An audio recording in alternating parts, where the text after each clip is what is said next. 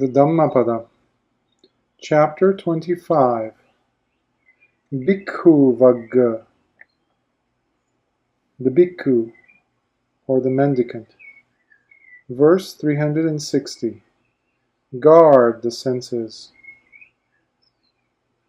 Chakkhuna sangvaro sadhu, sadhu sotena sangvaro, ghanena sangvaro sadhu, sadhu jivhaya sangvaro.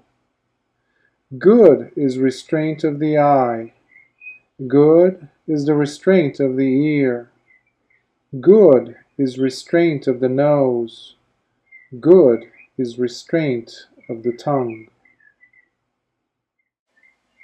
Verse 361. He who guards his senses is released from sorrow. Kayena sangvaro sadhu, sadhu vachaya sangvaro, manasa sangvaro sadhu, sadhu sabbatha sangvaro, sabbatha sangvuto bhikkhu, sabba dukkha pamucchati. Good is restraint of the body. Good is restraint of speech. Good is restraint of the mind. Restraint everywhere is good. The bhikkhu restrained in every way is freed from all suffering. Bhikkhus should control their senses. Once there were 5 bhikkhus in Savatthi. Each of them practiced restraint of just one out of the 5 senses, and each of them claimed that what he was practicing was the most difficult, and they could not come to an agreement. Finally, they reported their disagreements to the Buddha, who told them, "Each of the senses is just as difficult to control as the others, but the bhikkhu who controls all the 5 senses will escape from suffering." Verse 362. The fully controlled person is called a bhikkhu. Hatha sanyato pada sanyato, vachaya sanyato sanyatuttamo, ajjhataroto samahito, eko santusito tang ahu bhikkhum. He who is controlled in hand, controlled in foot, controlled in speech, and possessing the highest control of mind, delighted within, composed, solitary, and contented, him they call a bhikkhu. The monk who killed a goose. Once there was a bhikkhu who was very skillful in throwing stones. He could even hit any fast-moving object. One day, while sitting with another bhikkhu after having their bath in the river, he saw 2 geese flying over them. He told his friend that he could hit the eye of one of the geese. He took a pebble, aimed, and threw it at one of the geese. The pebble struck the bird's eye. The bird cried out in pain and dropped dead at the feet of the young bhikkhu. Other bhikkhus, seeing the incident, reported it to the Buddha. He admonished the young bhikkhu, "My son, why have you killed the bird? Especially as a bhikkhu, you should be practicing loving kindness to all beings, and should also be striving ardently for liberation. A bhikkhu must have control over his thoughts, words, and deeds." A note from the author. A bhikkhu, or a Buddhist monk, is expected to observe the 4 kinds of higher morality. 1. Patimokkha Sila, the fundamental moral code for monks and nuns. 2. Indriya Sangvara Sila, morality pertaining to sense restraint. 3. Ajiva parisuddhi sila, morality pertaining to purity of lifestyle or livelihood. 4. Pachaya sanissita sila, morality pertaining to the use of necessities of life. These four kinds of morality are collectively known as Sila Visuddhi, purity of virtue. Verse 363. Sweet is his speech who controls his tongue. Yo mukha sanyato bhikkhu mantabhani anuddato athang dhammancha dipeti madhurantas bhasitang. The bhikkhu who is controlled in tongue, who speaks wisely with his mind composed, who explains the meaning and the text, sweet indeed is his speech. A bhikkhu should control his tongue. Bhikkhu Kokalika had abused the two chief disciples, Venerable Sariputta and Venerable Mahamoggallana. For this evil deed, Kokalika had to suffer. Learning about his fate, the bhikkhus remarked that Kokalika had to suffer grievously because he did not control his tongue. To those bhikkhus the Buddha said, a bhikkhu must have control over his tongue. His conduct must be good. His mind must be calm, subdued, and not fleeting about as it pleases. Verse 364. He who finds pleasure in the Dhamma does not fall. Dhammaramo dhammarato dhammang anuvichintayang dhammang anusarang bhikkhu saddhammana parihayati. That bhikkhu who dwells in the Dhamma, who delights in the Dhamma, who meditates on the Dhamma, who well remembers the Dhamma, does not fall away from the sublime Dhamma. The way to respect the Buddha. Dhammarama.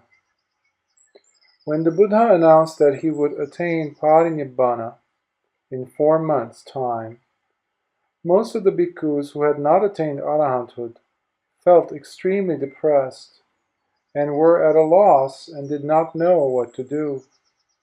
Most of them just stayed close to the Buddha, hardly ever leaving his presence. However, there was a bhikkhu by the name of Dhammarama who kept to himself and did not come to see the Buddha. Other bhikkhus misunderstood his attitude and reported the matter to the Buddha.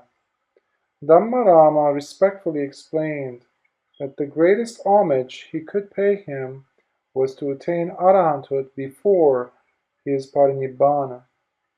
The Buddha applauded Dhammarama's attitude. My son, you have done very well.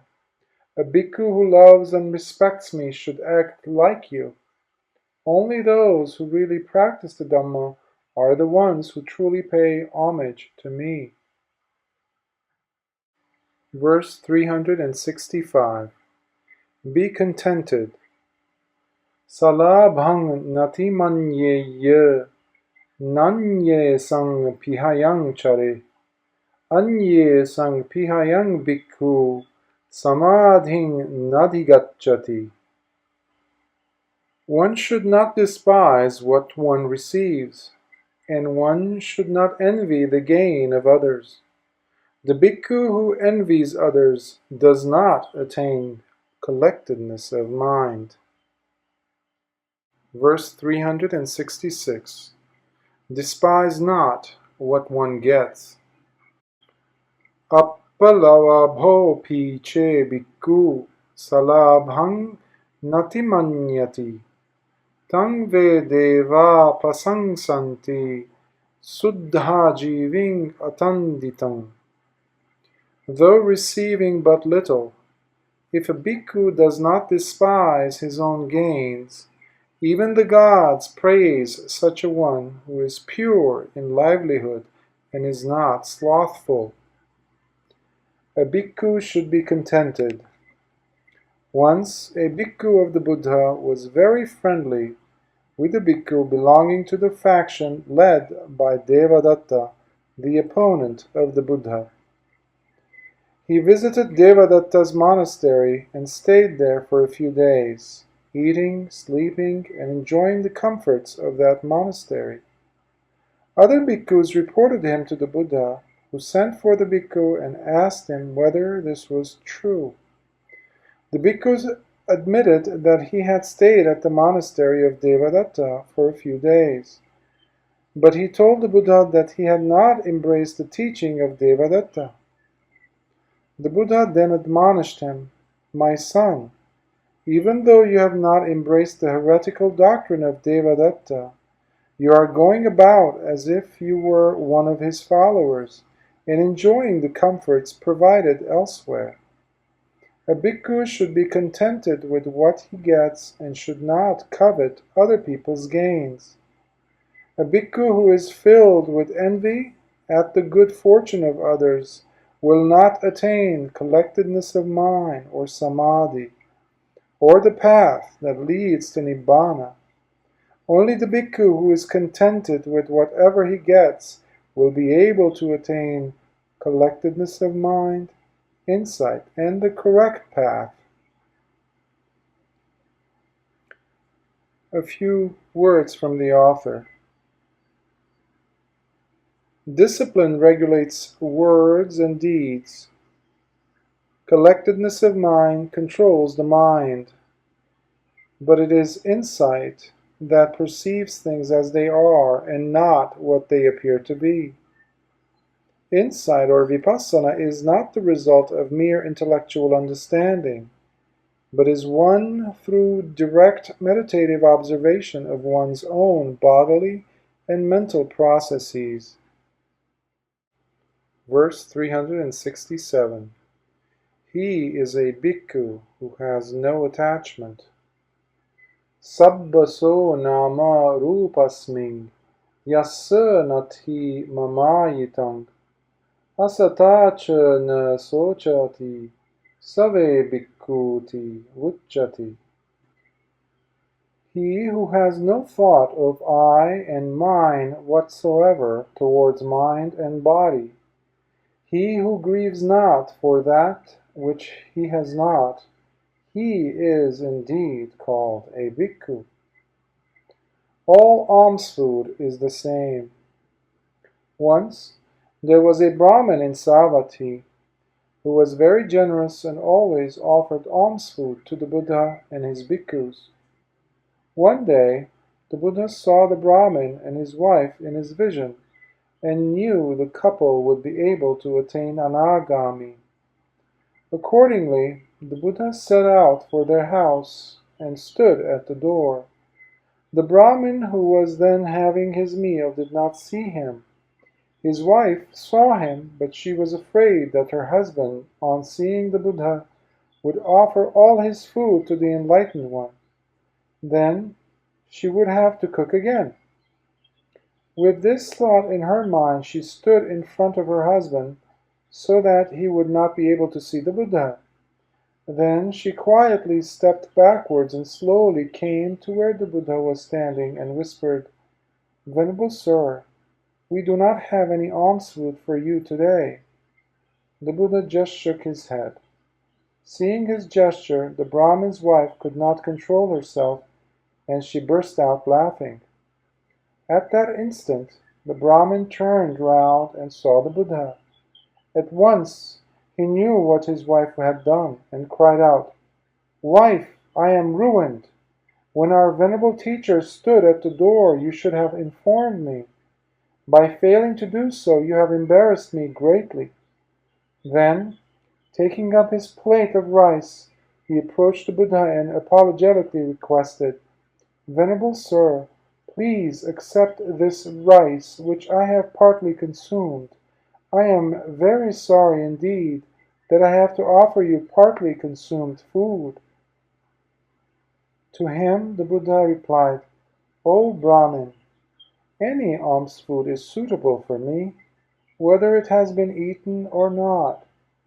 The Brahmin was very happy because his offering of food was accepted by the Buddha, and he next asked by what standard a bhikkhu was judged and how a bhikkhu was defined. The Buddha knew that both the Brahmin and his wife had already learned something about mind and body, nama-rupa. So he answered, "O Brahmin, one who is not attached to mind and body is called a bhikkhu." At the conclusion of the discourse, both the Brahmin and his wife attained the third stage of sainthood. Verse 368. The bhikkhu who radiates loving kindness radiates peace. Metta vihariyo bhikkhu pasanno buddha sasane adhigacche padang santang sankharupasmang sukham. The bhikkhu who abides in loving kindness, who is pleased with the Buddha's teaching, attains to that state of peace and happiness, the stilling of conditioned things. Verse 369. Give up lust and hatred. Sincha bhikkhu imang navang sittate lahung essati chetva ragancha dosancha tato nibbanang ehisi. Empty this boat, O bhikkhu. Emptied by you, it will move swiftly, cutting off lust and hatred. To nibbana you will thereby go. Verse 370. A flood crosser is one who has given up the fetters. Pancha chinde pancha jahe pancha chuttari bhavaye pancha sangatigo bhikkhu o gatinnoti vucchati.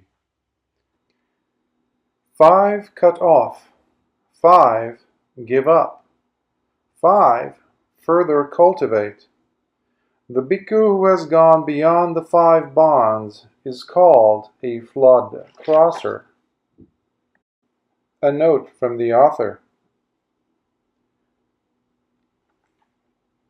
The 5 cut off are the 5 fetters, orambhagya samyojana. These pertain to this shore, namely, self-illusion or sakkaya ditthi, doubt, vicikiccha, indulgence in wrongful rites and ceremonies or rituals, silabhata paramasa, sense desire, kamaraga, and hatred, patigha. The 5 to be given up are the 5 fetters that pertain to the farther shore, uddhambhagya samyojana, namely, attachment to the realms of form, or ruparaga, attachment to the formless realms, aruparaga, conceit, mana, restlessness, uddhacha, and ignorance, avidya. The 5 to be further cultivated are confidence, saddha, mindfulness, sati, effort, virya, collectedness of mind, samadhi, and wisdom, panya. These 5 factors have to be cultivated if one desires to destroy all the fetters. Verse 371. Meditate earnestly. Jhaya bhikkhu macha pamado mate kama gune bhamassu chittang maloha gulangili pamatto ma kandi dukkhang idanti daihamano. Meditate, O Bhikkhu.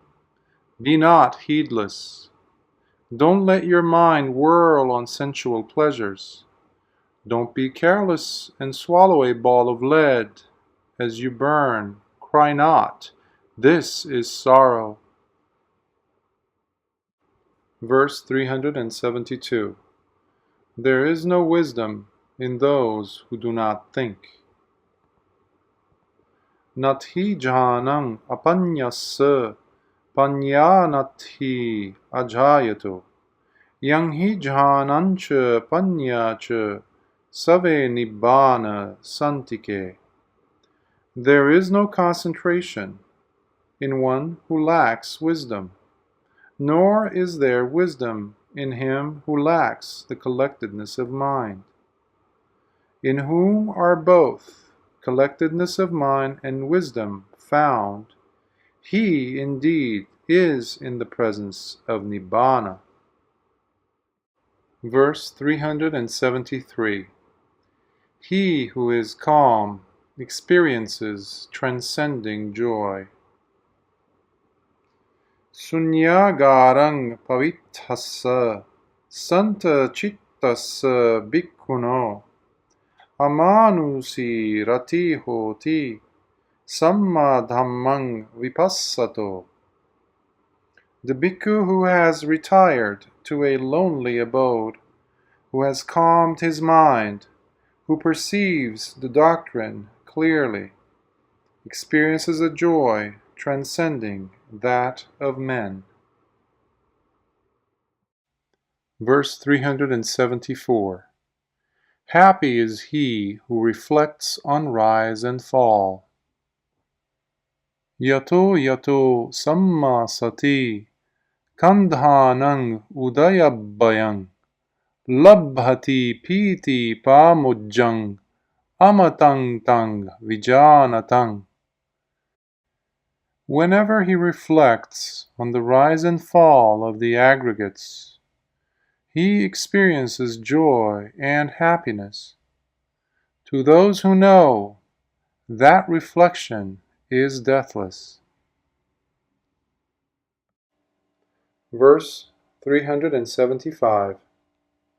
A bhikkhu must possess virtues. Tatrayang adi bhavati idha panyasa bhikkhuno indriya gutti santutti patimokhecha sangvaro mite bhajassu kalyane suddha jive atandite. And this becomes the beginning here for a wise bhikkhu. Sense control, contentment, restraint with regard to the fundamental code of Patimokkha, association with beneficent and energetic friends whose lifestyle and livelihood is pure. Verse 376. A bhikkhu should be cordial in all his ways. Patisantara vutiyassa achara kusalo siya tato pamujja bahulo dukkhasantang karissati. Associate with good friends who are energetic and whose lifestyle is pure. Let him be amiable and be correct in his conduct. Then, frequently feeling much joy, he will make an end of dukkha and the round of rebirths. A devout lady and the thieves. Once there was a very rich lady who had a son called Sona, who had become a bhikkhu. On one occasion, Bhikkhu Sona passed through his hometown. On his return from the Jetavana monastery, his mother met him and organized a grand charity in his honor. Having heard that her son could expound the Dhamma very well, she requested him to give a discourse. Sona complied with her request, and so she built a pavilion for the purpose. A large crowd, including his mother, turned up to listen to the Dhamma expounded by Sona. While she was at the pavilion, some thieves broke into her house. However, the leader of the thieves went to the pavilion to keep an eye on her. His intention was to kill her should she return home early on learning about the theft at her house. Her maid, left behind to guard the house, went to the pavilion to inform her about the theft, but the lady only said, "Let the thieves take all my money, I don't care. But don't come and disturb me while I am listening to the Dhamma." She sent the maid home. The leader of the thieves, who was sitting close to her, heard these remarks. Her words also kept him thinking, "If we take away the property of this wise and noble lady, we will surely be punished. We might even be struck by lightning."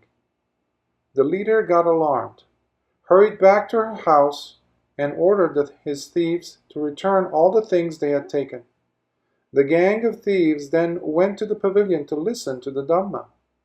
Sona finished his exposition of the Dhamma at the crack of dawn. Then the leader and all the thieves admitted their mistakes and requested for her forgiveness. Being a kind and devout lady, she pardoned them all.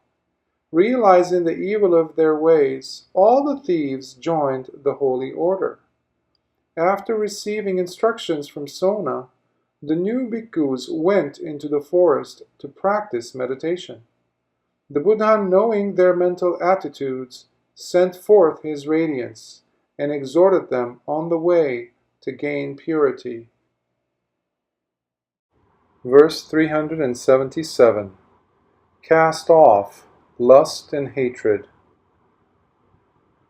Vassika via puppani maddavani pamunchati evang ragancha dosancha vipamunchetha bhikkhavo. As the jasmine creeper sheds its withered flowers, even so, O bhikkhus, should you totally cast off lust and hatred. Meditation on jasmine flowers. A group of bhikkhus from Savatthi, after taking a subject of meditation from the Buddha, set out for the forest to practice meditation. There, they noticed that the jasmine flowers which bloomed in the early morning would shed their petals in the evening. Then the bhikkhus resolved that they would strive hard to free themselves from all moral defilements, just like flowers have to shed their petals. Although the Buddha was not with them, he was aware of their resolution, and he sent forth his radiance and exhorted them. Bhikkhus, as the withered flower is shed from the plant, so also should a bhikkhu strive to free himself from worldly suffering. Reflecting mindfully on the advice given, all those bhikkhus attained arahanthood. Verse 378. He is peaceful who is free from all worldly things. Santa kayo santa vacho Santava susamahito Vantaloka misu bhikkhu Upasantoti uchati. The bhikkhu who is calm in body, calm in speech, calm in mind, who is well composed, who has given up worldly things, is truly called a peaceful one. A bhikkhu should be calm. Santakaya. There was a monk named Santakaya who had been a lion in his past existence. It is said that lions usually go out in search of food and then rest for the next few days. Santakaya, having been a lion in his last existence, behaved very much like a lion. He moved about very little. His movements were slow and steady. and he was usually calm and composed. Other bhikkhus took his behavior to be very queer and reported it to the Buddha. After hearing the account given by the bhikkhus, the Buddha said, "Bhikkhus, a bhikkhu should be calm and composed. He should behave like Santakaya." Verse 379. He who guards himself lives happily. Attana chodai attanang patimase attang attana so attagutto satima sukhang bhikkhu vihahisi. By self do you censure yourself. By self do you examine yourself. Self-guarded and mindful, O bhikkhu, you will live happily. Verse 380. You are your own savior. Attahi attano natho, attahi attano gati, tasma sanyamayatanang assang bhadrangva vannijo. Self, indeed, is the protector of self. Self, indeed, is one's refuge. Control, therefore, your own self, as a merchant controls a noble steed. Attachment to old clothes. Nangala Kula. Nangala Kula was a poor laborer. One day, a bhikkhu, seeing him plowing a field in his old clothes, asked him if he would like to become a bhikkhu. Thus he became a bhikkhu and left his plow and old clothes by a tree not far away from the monastery. After some time, he became discontented with the monastic life and thought of returning to the layman's way. Whenever this feeling arose in him, he would go to the tree where he had left his plow and old clothes. There he would reproach himself, saying, "You still want to put on these old rags and return to the hard life of a laborer." After reproaching himself, his dissatisfaction with the life of a bhikkhu would disappear. Thus, he went to the tree whenever he was discontented with the life of a bhikkhu.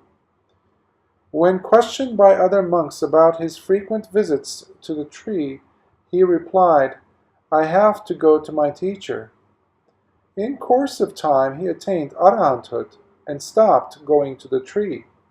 Other bhikkhus asked him teasingly, "Why don't you go to your teacher now?"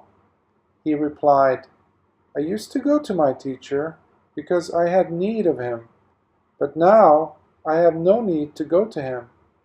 Other bhikkhus then asked the Buddha whether he was telling the truth. The enlightened one replied, "My son is telling the truth. Nangala Kula, by reproaching himself, has indeed attained arahanthood." Verse 381. With joy and faith, work to win your goal. Pamojja bahula bhikkhu pasanno buddha sasane adigache padang santang sankharu pasamang sukham. Full of joy, full of confidence in the Buddha's teaching, the bhikkhu will attain the peaceful state, the stilling of conditioned things, the bliss supreme. Admiration of the Buddha. Vakkali. Vakkali was a Brahmin who lived in Savatthi. One day, when he saw the Buddha going on an alms round in the city, he was attracted to the serene and calm appearance of the Buddha. He became very attached to him and joined the order just to be near him. As a bhikkhu, Vakkali always kept close to the Buddha, thus neglecting his duties and spiritual development. So the Buddha advised him, "Vakkali, It is not profitable for you to look at my body, which is full of impurities. Only those who see the Dhamma see me. One who does not see the Dhamma does not see me. So you must leave my presence." When he heard those admonitions, Vakali felt very depressed and could not tolerate it. He left the monastery and wanted to commit suicide by jumping down from the peak of a mountain. The Buddha, knowing full well the extent of Vakali's grief and pain, reflected that he might miss the chance of attaining sainthood. Accordingly, he sent forth his radiance to Vakali, made him feel his presence, and appeared as if in person to Vakali. With the Buddha near him, Vakali soon forgot all his sorrow. He became calm and mindful. Thus calmed, he developed a new resolution to purify his mind, and soon after he attained arahanthood. A note from the author. Attachment hinders spiritual development. For this reason, there are no gurus in the Buddha's Dhamma. Buddhism does not encourage any personality cult, however great or holy a religious teacher might be. In the Buddha's teachings, we have to work for our own emancipation without depending on others. Verse 382. Even a young monk, if devout, can illuminate the whole world. Yo have daharo bhikkhu yunjati buddha sasane so imang lokang pabhaseti abha muttova chandima. The bhikkhu who, while still young, devotes himself to the Buddha's teaching, illuminates this whole world like the moon freed from a cloud. The novice monk who performed a miracle, Sumana. Samanera Sumana was a pupil of Venerable Anuruddha. Although he was very young, due to his past good karma, he became an arahant endowed with supernormal powers. Once, when his teacher, Venerable Anuruddha, was ill, he fetched water from the Anuttatta lake, a lake which was very far away from the monastery and difficult to reach. But because of his supernormal powers, he was able to perform the journey through the air. Sometime later, Venerable Anuruddha took Sumana to pay homage to the Buddha at Pubbarama monastery. At the monastery, many Samaneras teased Sumana and made fun of him because he was very young. The Buddha wanted to make those Samaneras see the rare qualities of the Samanera Sumana. So, the Buddha announced that he wanted some Samaneras to get a jar of water from the Anuttatta lake. However, none of them was able to undertake the job. Finally, at the request of Venerable Ananda, Sumana went to get the jar of water for the Buddha. As before, he went to the Anuttatta lake and came back through the air by his supernormal power. At the congregation of the bhikkhus in the evening, the bhikkhus told the Buddha about the wonderful trip made by Sumana. The Buddha said, "Bhikkhus, one who practices the Dhamma zealously is capable of attaining supernormal powers, even though he may be young.